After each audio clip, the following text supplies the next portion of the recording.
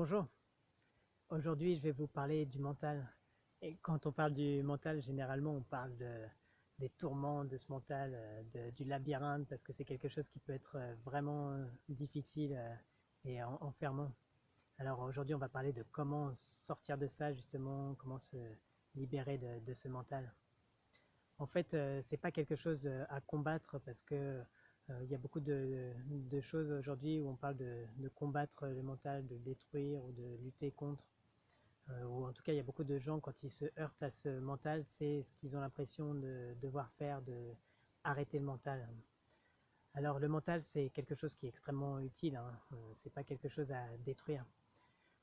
Par contre, c'est quelque chose à mettre dans une perspective plus vaste et plus grande. On peut imaginer notre vraie nature comme une immense demeure, vraiment un endroit où c'est l'endroit où on a envie de vivre, où on se sent très très bien et où on est extrêmement à l'aise, où on est plein de joie et très heureux.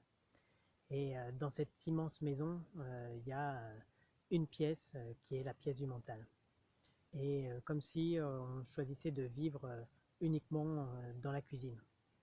Et on tourne en rond dans cette cuisine et on se sent à l'étroit, on se sent enfermé, alors que notre vraie nature, elle est très très vaste et elle, encore une fois, elle nous satisfait pleinement. Donc vouloir arrêter le mental, vouloir le détruire, c'est comme si on voulait détruire la pièce dans laquelle on vivait. Bien sûr, ça n'a aucun sens. Cette pièce, elle a son utilité et elle est très utile dans certaines circonstances. Par contre, l'idée, c'est d'investir le reste de la maison, de réinvestir le corps, de réinvestir le souffle, de réinvestir les sensations, de réinvestir la créativité, de réinvestir l'art, de réinvestir la spiritualité, de réinvestir la conscience.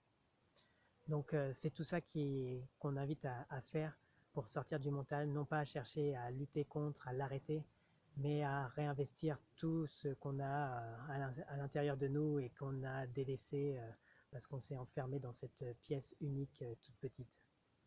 Donc ça s'apprend à nourrir ce corps, à réétablir l'équilibre entre tous les aspects de nous-mêmes pour vraiment réinvestir cette maison qui est encore une fois extrêmement vaste et extrêmement nourrissante et dans laquelle on a le droit d'être heureux.